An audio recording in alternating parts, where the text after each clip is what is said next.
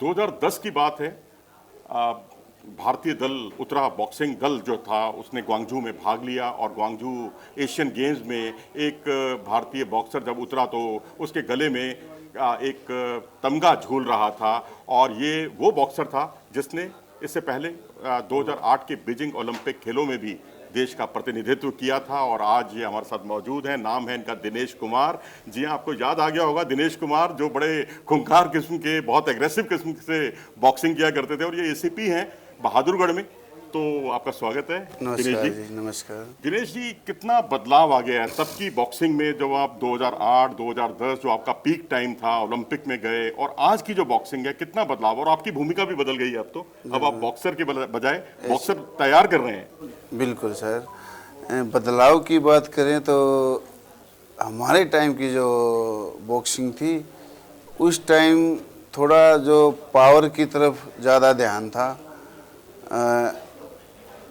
जो टेक्निकल हैं, टेक्निकल बहुत ही कम थे उस टाइम।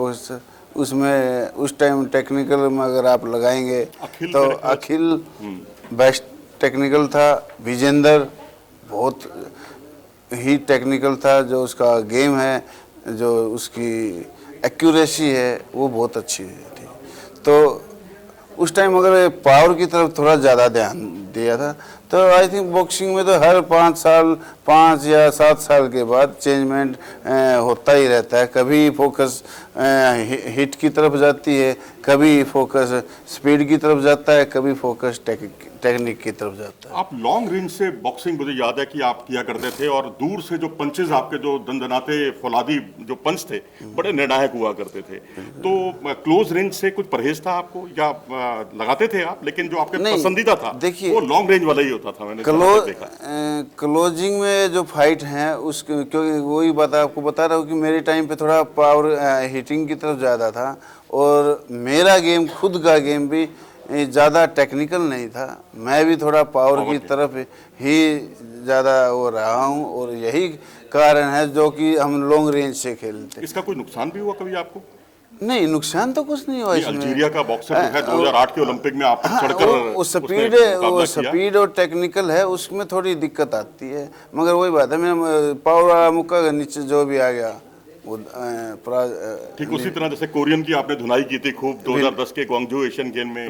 नेपाली की आपने धुनाई की थी, खूब मारा था उसको। बिल्कुल वही। और फिर लेकिन उज्बेकिस्तान का बॉक्सर सवाशेर साबित हुआ। वो एक्चुअल में ही बहुत लगातार का, आप मान लो 3 बार तो ओलंपिक चैंपियन है, और पिछले एशियन गेम्स का भी गोल्ड मेडलिस्ट था, और वर्ल्ड चैंपियन है 6 बार का। अभी फिलहाल तो शायद छोड़ दी होगी, मगर 10 के बाद उसने प्रोफेशनल ज्वाइन करी है। चलिए, प्रोफेशनल से कुछ याद आता है कि अब बॉक्सर जो हैं पैसा कमाने की तरफ भाग रहे हैं बहुत ज़्यादा, जिसे कहते हैं विजेंदर भी अब प्रोफेशनल हो गए हैं, और भी तमाम हरियाणा से भी जो बॉक्सर हैं वो भी प्रोफेशनल बॉक्सिंग की तरफ जा रहे हैं। इससे क्या गलत मैसेज नहीं जाएगा? लोग ओलंपिक रेसलर्स जो बॉक्सर्स जो हैं वो अब उतना ज़्यादा ध्यान नहीं देंगे, आने वाले समय में पैसा कमाने की तरफ भागेंगे? नहीं, ऐसा नहीं है। प्रोफेशनल भी तो ओलंपिक खेलने लग रहे हैं, मगर पैसा किसको ज़रूरत नहीं होती। जब वो खिलाड़ी बनाने लग रहे हैं, वो भी तो घर खा गए ही तो बन रहा है। हम गेम किसके लिए करते हैं? देश के नाम के लिए और अपनी कामयाबी के लिए, अपने परिवार के लिए।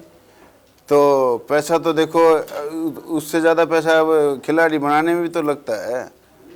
तो पैसा तो होगा तभी तो आगे खिलाड़ी खुद अपने लिए कर पाएगा। हाँ, इसमें था एमेचर में पहले तो बहुत ही 2005-6 से पहले के लगाओगे तो बिल्कुल कुछ भी पैसा नहीं था। उस टाइम ओलंपिक मेडलिस्ट के कितने रुपए थे? हरियाणा में तो मेरे ख्याल से 50 लाख ही थे। फिर उड्डा आए सीएम साहब, इन्होंने 2 करोड़ रुपए किए। अब बीजेपी सरकार है, 6 करोड़ रुपए दे रही है। उस 2010 में जो मेरा मेडल आया था एशियन गेम में, मेरा सिल्वर था। आज क्या है, उस टाइम पैसे थे 31-32 लाख रुपए, बस 32, 52 और 75 थे। तो कभी बात का मलाल होता है आपको कि अगर आज आप बॉक्सिंग कर रहे होते या थोड़ा पहले बाद में पैदा हुए होते तो शायद? नहीं, मलाल नहीं, टाइम की बात है। क्योंकि मेरे से पहले जो बॉक्सर रह चुके हैं, जो एशियन गेम के गोल्ड मेडलिस्ट भी हैं, उनको क्या था 51,000 रुपये, वो भी टाइम था। फिर हम आए, हमारे टाइम में 51 लाख हुए, हम गए, हमारे बाद अब एशियन गेम के भी 3 करोड़ रुपये हैं, गोल्ड के 3, सिल्वर के 2 और ये ब्रोंज का 1 करोड़ रुपया।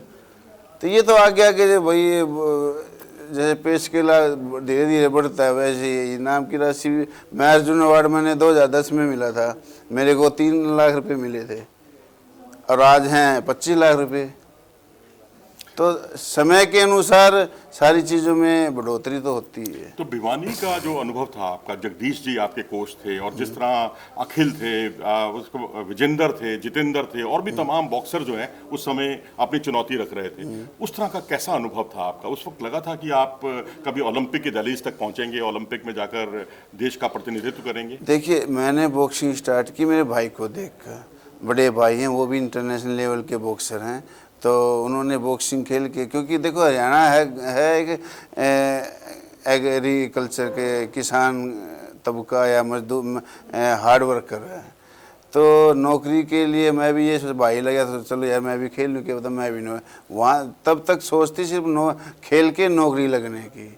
मगर जैसे जैसे आगे बढ़ते गए, मंजिल मिलती रही, वैसे वैसे सपने आगे और बढ़ते गए। सपना, बड़े भाई हैं राजेश हैं मेरे ताऊ जी के लड़के हैं, मगर मेरे घर के परिवार की जैसे, उन्होंने फिर आगे और सपना दिखाया, भाई तू तू मेहनत कर, 2008 ओलंपिक है, ओलंपिक में खेल लगा, हमारा नाम होगा, मेरा परिवार का गांव का नाम होगा, अर्जुन अवार्डी बन। तो सपने आगे से आगे दिखाते रहे और उसको पाने के लिए हम अपनी मेहनत करते रहे। तो बॉक्सिंग में आमतौर पर जो है आजकल पेरेंट्स जो है बच्चों को भेजने से थोड़ा कतराते हैं, खासकर महानगरों की मैं बात कर रहा हूँ। तो आपको भी कभी ऐसा लगा कि पेरेंट्स ने आपके घर में ये कहा हो कि भैया क्यों इस खेल को पकड़े हुए हो आप, जिसमें मार खानी पड़ती है, मारते हो आप, दूसरा भी मारता है आपको? मेरे टाइम पे तो घर वालों ने कभी नहीं टोका, क्योंकि उन्होंने स्पोर्ट्स का रिजल्ट देख लिया था, क्योंकि भाई थे, भाई लग गए थे स्पोर्ट्स से ही, हरियाणा पुलिस में आज इंस्पेक्टर हैं। तो उस टाइम भाई के टाइम पे ही रोका टोकी हो ली, उनको पता लग गया भाई ये भी एक कामयाब होने का आसान तरीका है, तो आप क्यों ना इसमें ही मेहनत करो। तो मेरे को तो बल्कि उन्होंने और भी मोटिवेट किया है, और मेहनत करके और बड़ा। अब भाई तेरा भाई तो सिर्फ इंटरनेशनल है, तू अर्जुन अवार्डी बन, तू ओलंपियन। आज मेरे गांव में ओलंपियन में अकेला हूँ, अर्जुन अवार्डी में अकेला हूँ। कौन सा गांव है आपका? मेरा गांव मिताथड़ है। कहाँ पड़ता है ये भिवानी से बिल्कुल 8 किलोमीटर दूरी है जी। तो आज स्पोर्ट खेल के उसमें मेरे सबसे ऊपर मेरे गांव में मेरे माँ बाप का नाम है, पहला ओलंपियन, पहला अर्जुन अवार्डी हूँ। आगे से कितने हो जाओ, हमेशा रिकॉर्ड इतिहास में लिखा जाएगा कि भाई मिताथल गांव का सबसे पहला ओलंपियन मेरे पहला मैं हूँ। मेरे बाद से 50 बन जाओ, मगर लिखे मेडल भी आ जाओ, मगर क्या कहलाया जाएगा? पहला ओलंपियन कौन था? दिनेश कुमार। सही बात है। पहला अर्जुन अवार्डी, ये हमेशा के लिए। बिल्कुल, एवरेस्ट पर बहुत लोग गए, मरने के सबसे पहले एवरेस्ट पर गया उसको सबसे पहले याद वही होता है। अब बॉक्सिंग में आप पहला मेडल है ओलंपिक में, पहला मेडल किसका है? विजेंद्र का। चाहे आया वो 3rd है, आगे क्या पता भगवान बच्चे मेहनत करे गोल्ड भी आ जाएगा, मगर हमेशा कहावत में तो यही आएगा भाई फर्स्ट मेडल किसका था। अच्छा, एक चीज मुझे समझ में नहीं आती कि जो बॉक्सर्स हैं हरियाणा में खास तौर पर गलत बातों के लिए क्यों चर्चा में आते हैं? अब जैसे स्वीटी बुरा हैं, उनके वो भी बहुत वर्ल्ड चैंपियन बॉक्सर हैं। इससे पहले विजेंद्र भी एक घटना में काफी जो है सुर्खियों में आए थे। तो ये क्या जो बॉक्सर्स हैं उनकी सिंप्लिसिटी है, बहुत ज़्यादा, बहुत सिंपल हैं और लोग उनका गलत इस्तेमाल करते हैं, या सोच में कमी है? कहाँ कमी है? देखिए, दोनों ये जो 2 मामले ही आए हैं लगभग बॉक्सिंग में, एक तो स्वीटी बुरा का, एक पुराना विजेंद्र का है। विजेंद्र का जो मामला था ये पंजाब से रिलेटेड है, कि उस टाइम हम हकीकत में जो गाड़ी छीनी थी उसका मैंने गवाही दी थी, मेरे से गाड़ी छीनी थी, सारा झूठा केस दिखाया, वो मैंने गवाही दी, बरी निकला, दाग छूटा, क्योंकि सारा वो एक प्री प्लान था। फंसाया गया था मतलब। फंसा विजेंद्र उस टाइम तो पंजाब में ही नहीं था। विजेंद्र तो कोच हम खुद छोड़ के आए थे एयरपोर्ट से, क्यों उस टाइम ओलंपिक में मेडल आ चुका था। तो उसका तो कभी हर दूसरे दिन बॉम्बे या भाई स्मार्ट था तो चैनल वाले बहुत, मीडिया है, फिल्म इंडस्ट्री है, बहुत बुलाते थे लोग उनको। तो उस टाइम हकीकत में मेरे से गाड़ी छीनी थी और फिर मैंने ही बाद में गवाही में कोर्ट में गवाही भी दी है। प्रेशर भी आया था मेरे ऊपर, क्यों उस टाइम पुलिस में तो लग ही लिए थे। पंजाब पुलिस के बड़े बड़े अफसरों ने हमारे ऑफिसरों को भी फ़ोन किया था, बोला था भाई आप क्यों गवाही दे रहे हैं, आप पीछे हटे। मगर मैं नहीं हटूँगा, मेरा दोस्त है। मगर दोस्त से ऊपर जो चीज़ हुई है उसको मैं गलत क्यों बोलूँगा। मेरे से गाड़ी छीनी, NIS पटियाला से गाड़ी छीनी, दिखाई उन्होंने जीरकपुर। हमने सारे सबूत एविडेंस, एक भी ऐसा एविडेंस नहीं था जो विजेंद्र के खिलाफ, वो सारे उसके हक के थे, क्योंकि ये एक प्री प्लान था। चलिए पर्सनल सवाल एक आपसे पूछते हैं। ये तो चलो एक बात हो गई, ऐसी एक विषय पे बात हुई तो वो चर्चा में आ गई। ओलंपिक से पहले कुछ एक आपका दुर्घटना भी हुई थी, कोई एक्सीडेंट भी हुआ था जहाँ मुझे ध्यान आ रहा है, उसकी वजह से थोड़ा आपका खेल भी प्रभावित हुआ था? ओलंपिक से पहले नहीं हुआ था। और हाँ पहले? 6 ना 7, हाँ ओलंपिक से पहले। ओलंपिक से पहले ही हुआ था? हाँ, उसका आज तक पता नहीं लगा क्या हुआ क्या था? रात की बात है, हम 10-11 बजे हम आए थे, अपने ऑफिस रूम में आके सो गए थे। उसके बाद तो मेरे को होश 12 बजे, पौने 12 बजे आया है। उस टाइम सारा खून से लथपथ। हाँ, तो उस टाइम से CCTV वगैरह की सुविधा ऐसी इतना थी नहीं, भी तो उतना प्रचलित नहीं थी। और वो भी हादसा भी हुआ है बैक साइड से था वो, क्योंकि हमारा NIS हॉस्टल है, उसके पीछे जंगल है। हाँ, तो उस चीज़ का आज तक मलाल भी है और आज तक ढूंढने की बहुत कोशिश की। हमारी जो NIS कोच स्पोर्ट्स डिपार्टमेंट है उनकी कमेटी भी बनी थी, पुलिस की भी कमेटी बनी थी, मगर कुछ क्लू, कोई भी क्लू मिला ही नहीं था। चलिए अब चलते चलते ना दो आपसे इंटरेस्टिंग सवाल। बोलिए। फिल्में देखते हैं आप? हाँ जी। किसका, कौन हीरो पसंद है आपको फिल्म वो इंडस्ट्री? क्या है, दादा धर्मेंद्र। धर्मेंद्र मेरा बेस्ट है। फिल्में देखी उनकी खूब आपने? बहुत सारी, बहुत देखते। कोई फिल्म याद आ रही है? शोले। शोले। हाँ, कितनी बार देखी? वो तो आइडिया ही नहीं, कई बार। और खाने पीने में हरियाणा के लोग कभी पीछे नहीं रहते, लेकिन पसंदीदा डिश क्या है आपकी? पसंदीदा देसी खाना है जी, दूध दही लस्सी घी और रोटी सब्जी।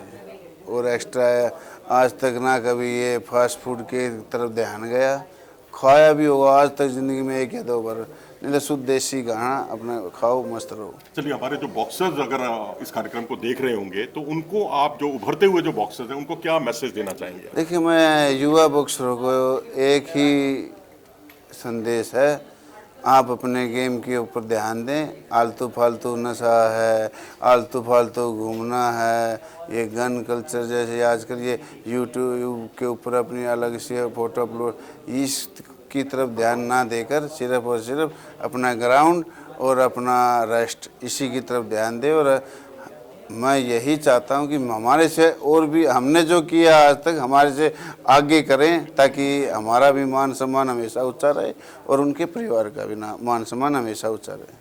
तो दिनेश जी ने बहुत बड़ी बात कही कि मोबाइल से थोड़ी सी दूरी बनाइए, अपना जो है कार्य कीजिए और अपनी मेहनत कीजिए, कड़ी मेहनत कीजिए, पसीना बहाइए और देश का नाम रोशन कीजिए। पहले राज्य का नाम रोशन कीजिए और उसके बाद देश की बारी आएगी, लेकिन आपको सोशल मीडिया से थोड़ी सी दूरी बनानी होगी, तभी बात बनेगी। आप हमारे साथ जुड़े, आपका बहुत बहुत धन्यवाद। बहुत बहुत धन्यवाद। बहुत बहुत